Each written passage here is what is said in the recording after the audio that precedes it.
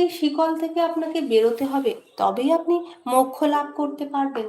অতি দুর্গন্ধযুক্ত পদার্থের প্রলেপে আচ্ছাদিত দিব্য অগুরু গন্ধ যেমন জলের সংসর্গজনিত মার্জনা পুনরায় প্রকাশিত করে, তেমনি অন্তরের কুবাসনা ধূলিতে আচ্ছন্ন যে আপনার পরমার্থ বাসনা রয়েছে, সেটি নিরন্তর আত্মবিচারের মার্জনায় শুদ্ধ হয়ে চন্দনের সৌরভের ন্যায় স্পষ্ট প্রতীত হবে।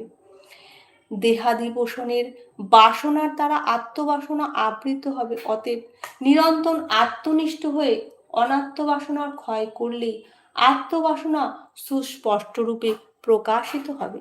মন যেমন অন্তর্মুখী হয়, অনাত্মা বাসনাও তেমন তেমন করে ক্ষয় হতে থাকে। বাসনা সমূহে নিঃশেষে নাশ হলে বাধারহিতভাবে আত্মস্বরূপের অনুভূতি হয়। নিরন্তর আত্মস্বরূপে স্থিত হলে যোগীর মনের এবং মনের